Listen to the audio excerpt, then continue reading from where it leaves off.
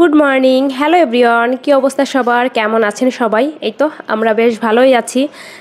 আজকে দেখলাম গত কয়েকদিন থেকে একটু শীত বেশি, মানে মাঝখানে কয়েকদিন শীত ছিল, তারপর আবার নর্মাল, মানে শীত কিছুই ছিল না, আবার আজকে হঠাৎ করে শীত।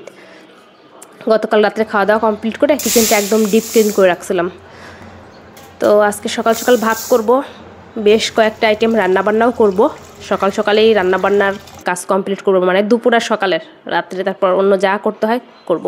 তো ভাত বসিয়ে দিলাম, ভাতই করা হয় সকাল সকাল প্রতিদিনই এইখানে এসে, বিশেষ করে কারণ ওই যে রুটি পরোটা করার মতো জিনিসপত্র হাতের কাছে নেই, বেরও করিনি। যেদিন দেখা যায় ভাত টাত খেতে ইচ্ছা করে না সকালে, সেদিন বাইরে থেকে বলি খাবার নিয়ে আসো, খাবার নিয়ে আসে। তো পেঁয়াজ কালি ভাজি করব, তারপর আরও 2-3টা মানে সবজি সব রান্না করব সকাল সকাল। তো পেঁয়াজ কালিটা আবার এমনি ভাজি করলে আমার ভালো লাগে না, 2-3 রকমের সবজি দিলে ভালো লাগে। ওই আলু, শিম বা এরকম আরও অনেক সবজি দিলে খেতে বেশ ভালো লাগে। তারপর আলু ফুলকপির তরকারি করব। তো রান্নাবান্না যা করব সব কেটে ধুয়ে গুছিয়ে নিলাম। আলু ফুলকপির তরকারি করা হবে, তারপর উচ্ছেটা ভাজি করা হবে। একটা না 2টা ছোট্ট সাইজের যেন উচ্ছে ছিল। আর এখানে আছে শিম, তারপর ফুলকপির যে ডাঁটাটা থাকে ওইটা, আর পেঁয়াজ কালি দিয়ে একটা মিক্সড ভাজি করব। তো প্রথমে উচ্ছেটা ভাজি করে নিই। আর একটা হলো ধনিয়া পাতার, ভাবছি পকোড়াও বানাবো। ধনিয়া পাতা নিয়ে আসলে নর্মাল ফ্রিজে রাখলেও দেখা যায় 1-2 দিনই বেশি ভালো থাকে না, আর ফ্রিজ তো অন করিনি। বাইরে তো মানে আজকের দিনই ভালো থাকবে, গতকাল নিয়ে আসছে, আগামীকাল দেখবো যে সব নষ্ট হয়ে গেছে।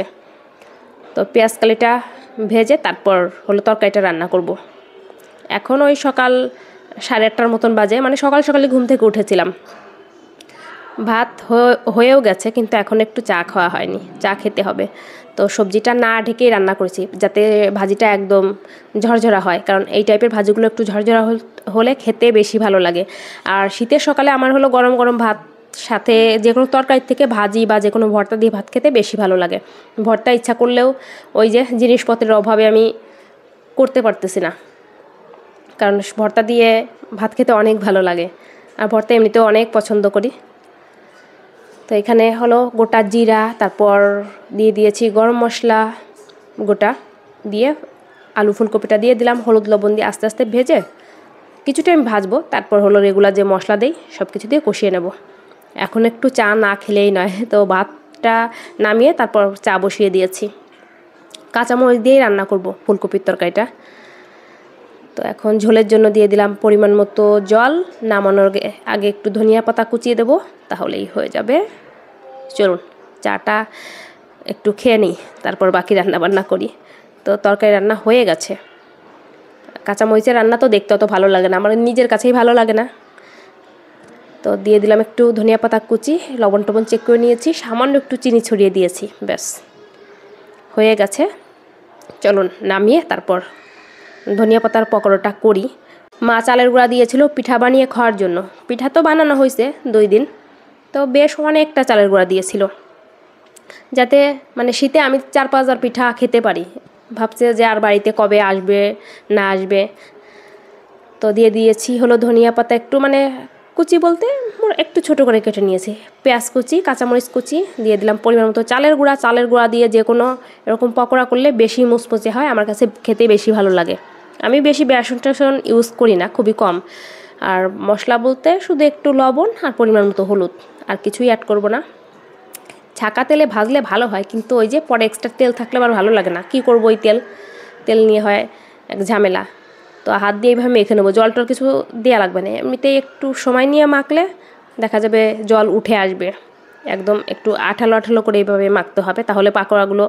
ধনিয়া পাতার ভর্তাটাও আমার কাছে অনেক ভালো লাগে, কিন্তু এই বছর একদিন হয়তো করা হয়েছিল চট্টগ্রাম থাকা অবস্থায়। এখানে এসে তো কোনো কিছুই করা হয়নি, ওই যতটুকু রান্নাবান্না করে খাওয়ার দরকার ওইটুকুই করি, কারণ হাতের কাছে জিনিসপত্র না থাকলে আসলে যা হয়, একদম হাই হিটে সবগুলো ভেজে নেব। গরম ভাতের সাথে পকোড়া খেতে কিন্তু অনেক ভালো লাগে। বাঁধাকপির পকোড়া করা হয়েছে এর আগে একদিন, ফুলকপির পকোড়া করা হয়নি, ফুলকপির পকোড়া একদিন ভাবছি করব। তো রান্নাবান্না কমপ্লিট, সবারই খাওয়া হয়ে গেছে, আমি এখন খাবার নিয়ে বসলাম। কাঁচামরিচ সাথে পেঁয়াজকালি ভাজি আর পকোড়া দিয়ে খাচ্ছিলাম। তরকারিটা পরে খাবো, যদি মন চায় খাবো, না হলে না খাবো।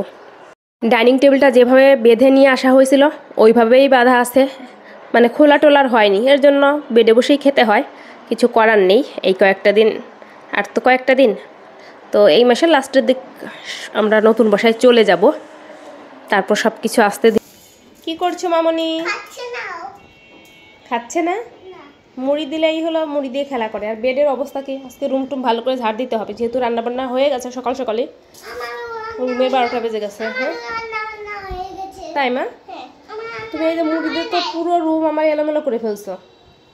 বেড টেড ঝাড় দিয়ে রুম ঝাড় দেবো। আজকে এত সুন্দর রোদ উঠেছে, কি বলবো, ভীষণ ভালো লাগতেছে। আমি রোদে বসে বসে চুল শুকাচ্ছিলাম, অনেক সুন্দর রোদ একদম।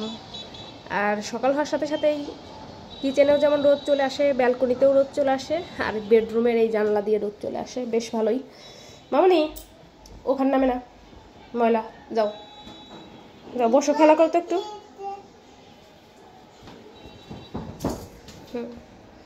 বাচ্চা থাকলে রুম গুছিয়ে শান্তি পাওয়া যায় না। রুমের সবসময় এরকম রুম থাকে এলোমেলো অগোছালো, ভালো লাগে না। এরকম করে না দুষ্টু বুড়ি। শখের সোফার অবস্থা দেখেন, ধুলাবালি দিয়ে এই হলো অবস্থা। মানে সোফাটা তো এখানে ধরে না, এইখানে হলো 3টা আছে, আর ওই রুমে 2টা আছে, এইভাবে মানে রাখা হয়েছে। তো নতুন বাসায় গিয়ে তারপর হলো একবারে কভারগুলো পরিষ্কার করে দেবো, কারণ আবার যখন নিয়ে যাব, বেশি দূরে না, তারপরেও ভ্যানে করে যখন নিয়ে যাব ধুলাবালি তো লাগবেই, এর জন্য এই কয়েকটা দিন এইভাবেই আছে, কিছু করার নেই। আর নিজের মানে শখের জিনিসগুলো যদি এইভাবে দেখি, মানে কষ্ট ছাড়া আর কিছুই হয় না, কি বলবো, ভীষণ কষ্ট হয়। আর এই রুমের অবস্থা তো এলো মেলো, কি আর বলবো। খুলিনি প্রয়োজনীয় আমার জিনিস যা যা লাগবে, তাছাড়া কিছুই আমি খুলিনি, কাজ করতে হবে। আর গাছগুলো এখন আগের থেকে বেশ ভালো আছে, যে অবস্থা হয়ে গিয়েছিল, বিশেষ করে তুলসী গাছগুলো অনেক ভালো আছে, একদম তরতাজা হয়ে গিয়েছে। তো এই টবগুলোতে অনেকগুলো তুলসী গাছ, সামনে মানে নতুন বাসায় গিয়ে তারপর ছোট ছোট টবে লাগিয়ে দেবো। কি সুন্দর হয়েছে, দেখতেই ভালো লাগতেছে। অনেক বাতাস, রোদ উঠলেও বাতাস, আজকে অনেক বাতাস।